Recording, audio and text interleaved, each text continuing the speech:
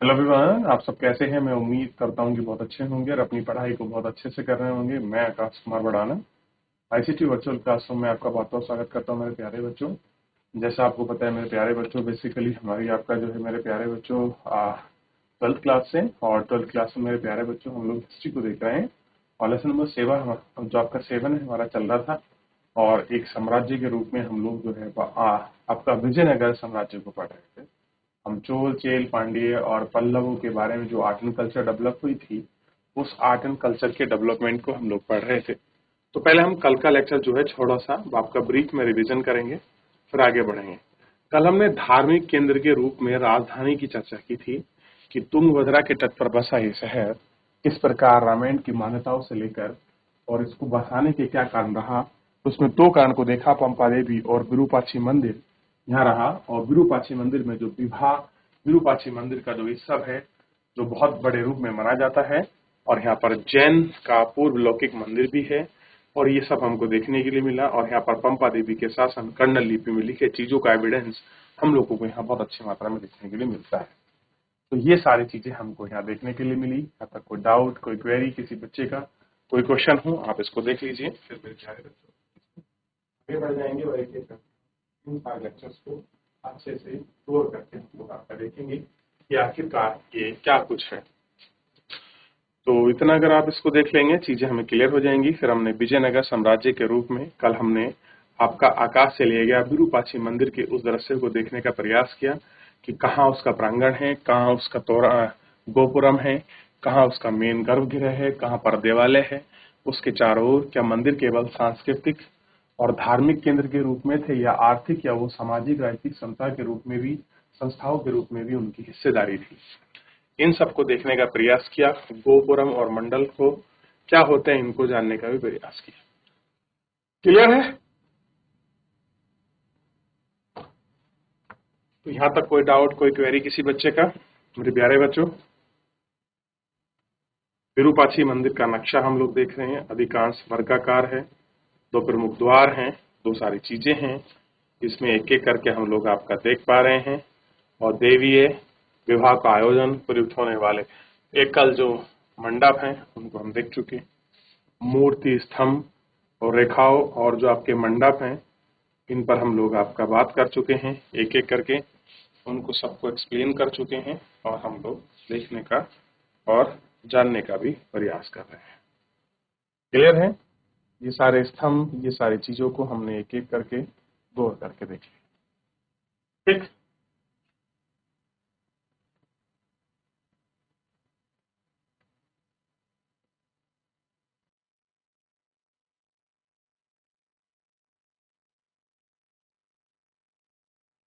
चलिए आगे बढ़ जाएं।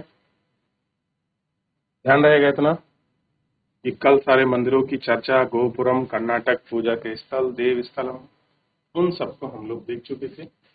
और एक एक करके गौर करके हमने देखने का और जानने का प्रयास किया कि आखिर में इनका स्वरूप, रूप किस तरह के था। ठीक है, अब बात करते हैं आगे। महल, मंदिर और बाजारों का अंकन। ठीक, इन सबके अंकन को हम लोग आपका बात कर रहे थे, क्या स्थिति थी।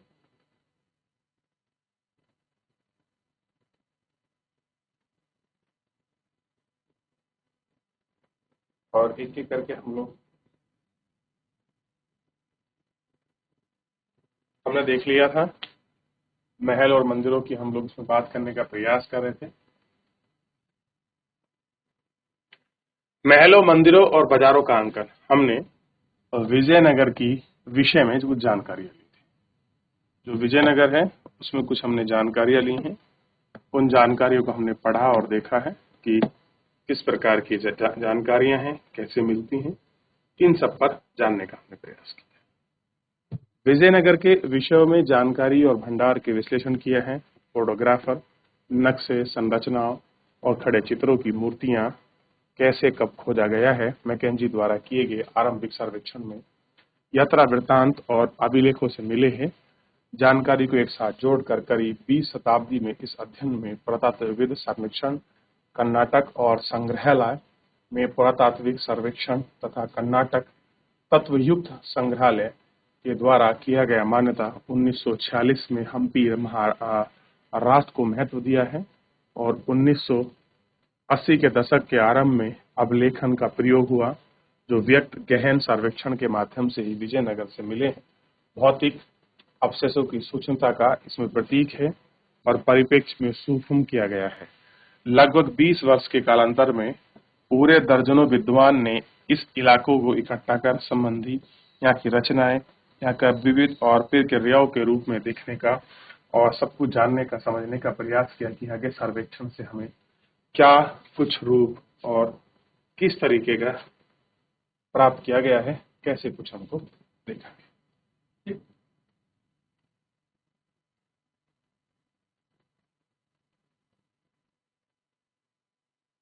देख लिया, आगे बढ़े।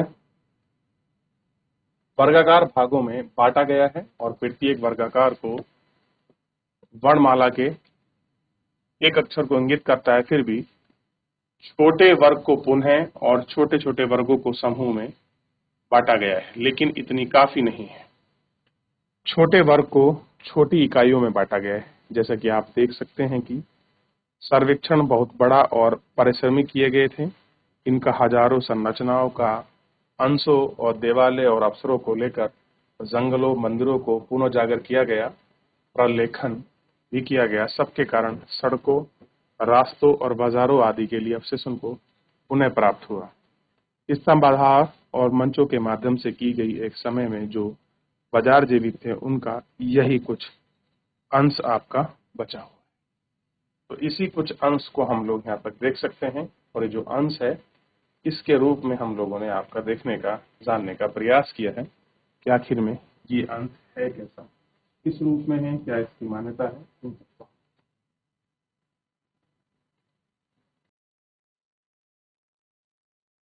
देख लिया। विजयनगर स्थल और विस्तृत मानचित्र को बात करेंगे। अंग्रेजी वर्णमाला का कौन सा अक्षर प्रयोग नहीं किया गया है। मानचित्र में पैमाने का प्रयोग करते हुए किसी एक छोटे वर्ग को लंबाई मापाई गई है और ये हम इसको देखें। इस मानचित्र में कौन सा पैमाने का प्रयोग किया जाए, ये सारी चीज इसमें दिखाई। आप देखिए किस तरीके से पूरा पैमाइश को इसमें दिखाया गया है। हम्पी कहाँ पर है, कलमपुरम कहाँ पर है, इन सबको हमने देखा।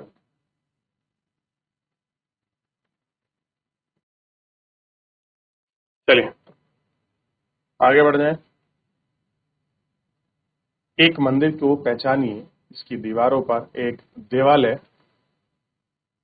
और मंदिर की किए जाने वाले रास्तों के अवशेष की खोज की गई है। उन वर्गों का नाम पता कीजिए जिनमें मंदिर का नक्शा स्थित है। John M Fronts and George Misley, M Nagaraj एवं रवि जहां स्थानों पर कार्य तक किए हैं।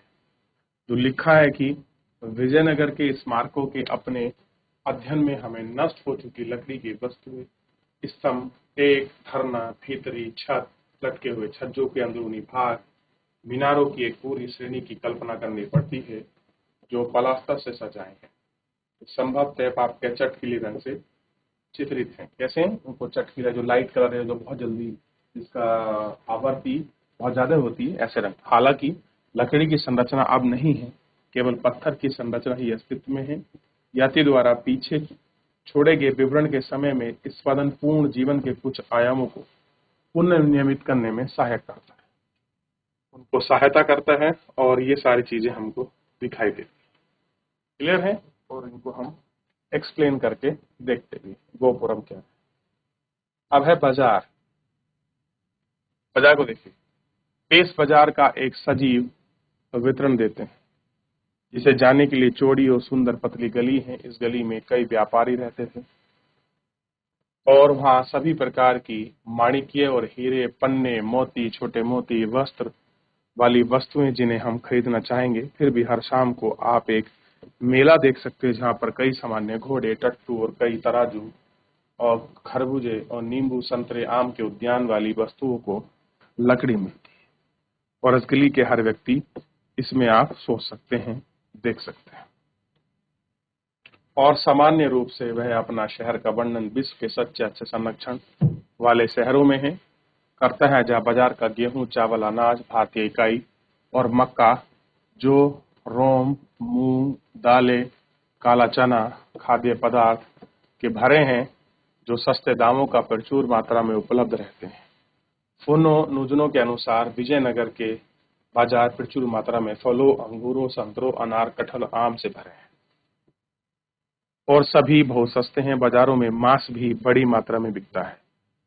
नुजून उल्लेख है कि भेड़ बकरियों का मांस, सुअर और मृग मांस और तीतर मांस, खरगोश, कबूतर, बटेर, ये सभी प्रकार के पक्षी, चिड़िया, चूहे, बिल्लियां, छिपकलियां विजयनगर के बाजारों में बिकती थी। तो सोचिए, हर तरीके का मार्केट वहां पर था। जो आपका मांस के किन किन चीजों का बेचते थे, वहां पर जो कुछ सब्जियां भी थी, जैसे गेहूं बिक रहा है, चावल बिक रहा है, सेम, काला चना, मूंग, ये सारे चीजों का भी वहां पर आपका ट्रेड अच्छी मात्रा में होता था। ये ट्रेड के एग्जाम्पल आपको दिखाई देते हैं। उत्तर की खोज के प्रश्न है, सुरक्षित भवनों को हमने उन तरीकों को, विषयों को बताते हैं जिनमें स्थानों की व्यवस्था की गई थी, उनका प्रयोग में लाया गया। हमने यह भी बताया है कि वस्तुओं और वहां तकनीकी से उनका निर्माण किया गया और कैसे किया गया। उदाहरण के लिए, केवल किसी शहर की किलेबंदी के अध्ययन से ही हम प्रतिक्षण और आवश्यकताओं और सामरिक को समझ सकते हैं। यदि हम उनकी अन्य संस्थानों की भावनाओं की तुलना करें तो भवन में हमें विचार में फैले और संस्कृति प्रभाव के बारे में भी बताते हैं। विचार जाहिर करते हैं कि निर्माताओं या पसंददाता व्यक्त करना चाहते हैं, अक्सर ऐसे चिन्हों से परिपूर्ण जो उनकी संस्कृति और संदर्भ के परिमाण हैं, उन्हें हम समझ सके हैं कि हम स्रोतों, साहित्य, अभिलेख और लोक प्रचल की परंपराओं से मिले जुले जीवन का संयोजन, और ये सारी परंपराओं को हम लोग इनमें देखते हैं ये किस प्रकार फैली परंपरा है। एक स्थायित्व तत्व का परीक्षण हम कहते हैं कि सामान्य पुरुष, महिला और बच्चे जो शहर और उसके आसपास के क्षेत्र में रहने वाली जनसंख्या का एक बड़ा भाग है, प्रभावशाली भवनों के विषय में भी सोचते हैं। शाही केंद्र, धार्मिक केंद्र ने के भाग में पहुंच सकती हैं और मूर्ति के सामने की तेजी से निकल जाते हैं। देख नहीं सकते हैं, सोचते और सटीक प्रचलित हैं, समझने का प्रयास है जो उनको विशाल निर्माण का प्रयोजन कार्य करते हैं। उद्यमों के विषय में सोचते हैं कि जिसके लिए उन्हें अपना श्रमदान देना पड़ता है। इन सबको हम लोग आपका ये देखते हैं। क्लियर है कि आपको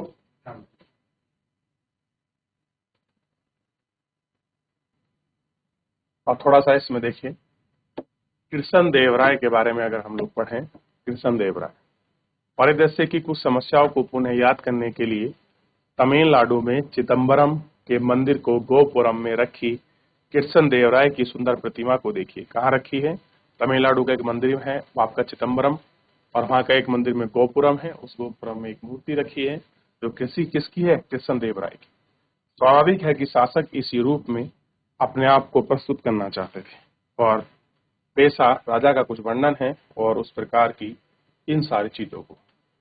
हालांकि क्या निर्माण करना है, कौन है, स्थान, महल का प्रयोग, शैली का अनुसरण करना है, सभी निर्णय शासक लेते थे। इतने विशाल उद्यमों की आवश्यकता है। विशिष्ट ज्ञान भवनों के नक्शे बनाता है, राजगीर, पत्थर को काटने वाले, मूर्तिकार, वास्तविक निर्णय करने वाले, युद्ध के दौरान पड़ी बंदियों को, उन चीजों के वालों का, इन सब के आरक्षण और वैसा काम करने के लायक ऐसे प्रश्न हैं जिनमें हम भवन अवशेष की मात्रा को देख सकते हैं। उन पर हम बात कर सकते हैं कि ये कैसे चीजें हैं, किस प्रकार इनका अवशेष निकलता है, कैसे ये मूर्तियां हैं और कैसे इनको देखा जाता है।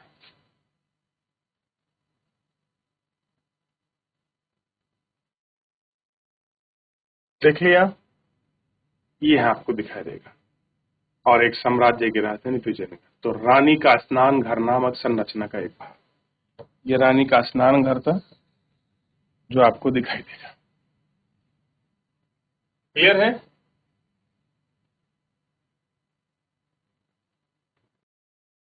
हो गया। अब देखिए, महत्वपूर्ण राजनीतिक परिवर्तन जो हमने चैप्टर में पढ़े थे, लगभग 1200 ईस्वी से 1300 ईस्वी के आसपास दिल्ली सल्तनत की स्थापना होती है। यानी कि आप देखते हैं 1206 में दिल्ली आता है। लगभग 1300 से 1400 के आसपास में आप देखते हैं विजयनगर साम्राज्य की स्थापना, तो 1336 में होती है।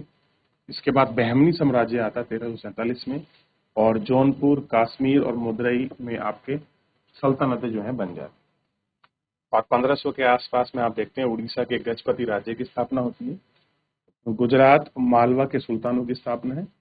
अहमदाबाद, बीजापुर और बड़े सुल्तान का उदय भी यहाँ पर होता है, हम उसको देखते हैं। लगभग 1500-1600 ईस्वी के आसपास पुर्तगाल में गोवा पर विजय हुई। बामनी साम्राज्य, गोंडा साम्राज्य, ये सारी चीजें बड़े अच्छे से दिखाई देती है और हम उसको देख सकते हैं।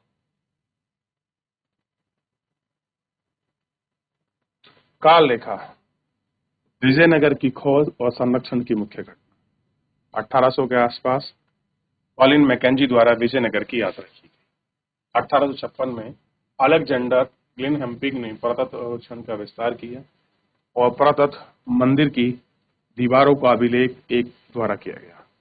1902 में जॉन मार्शल के अधीन संरक्षण आरंभ हुआ और 1986 में हम्पी के यूनेस्को द्वारा विश्व पुरातत्व विभाग स्थल घोषित किया गया।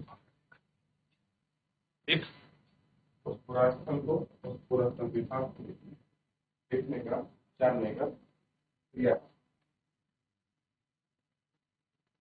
क्लियर है? ध्यान रहेगा इतना।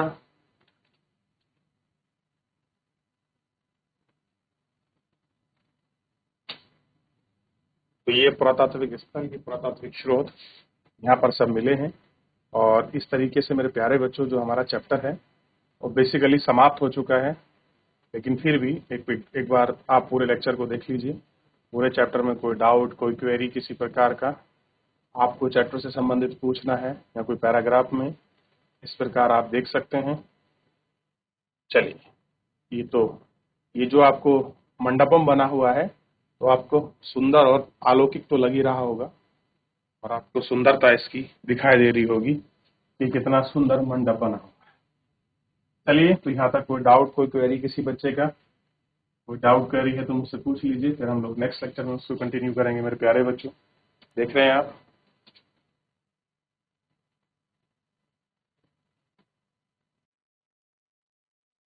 चलिए आगे बढ़े। तो मेरे प्यारे बच्चों, इतना हो चुका है। अब देखिए, पीछे कोई डाउट रह रहा है, कोई क्वेरी है, पूरे चैप्टर को आप देख लेंगे। ये मंडप, ये सारी एक एक चीज, विजयनगर साम्राज्य की राजधानी, उसकी स्थिति, उसकी अवस्थिति, इन सारे सुल्तानों का कर्म, राजधानी का चयन क्यों किया गया, किस तरीके के सुंदर मंडप, अलंकरण और मंदरोई में आंतरिक जो मंडप हैं, किस तरह की इमेज मूर्ति यहाँ पर बनी है, इनके नक्शे, हाथियों खंड किए गए चीजें, और देखिए एक तरह का आपको कमल महल को आपको भी यहाँ दिखाने का और दर्शाने का प्रस्तुत किया गया कि कैसे इसके सुंदर तोरण, गोपुरम और कैसे इसके मंडप बने हैं और कहाँ इसका सुझाव है। जब अंग्रेज भारत आए, उन्होंने बहुत कुछ यहाँ की संस्कृति को और परंपरा को देखा और जानने का प्रयास किया। कितनी ऐतिहासिक धरोहर यहाँ पर है, उसको उन्होंने बड़ा संजोया और उसको देखा कि इस धरोहर को कैसे संरक्षित किया जा सकता है। उन्होंने बहुत सारी चीजों का इन सबको जानने का उन्होंने प्रयास किया और उनको देखा कि धरोहर कैसी है, सांस्कृतिक पहचान किस रूप में। चलिए, तो मेरे प्यारे बच्चों, कुल मिलाकर हमारा चैप्टर पूरा समाप्त हो चुका है, लेक्चर भी। कल हम लोग नेक्स्ट लेक्चर और नए चैप्टर में आगे बढ़ेंगे। आप इसका एक बार रिवीजन करिए, कोई डाउट बनेगा तो कल सबसे पहले हम लोग लेक्चर में डाउट लेंगे, फिर आगे अपना चैप्टर कंटिन्यू करेंगे।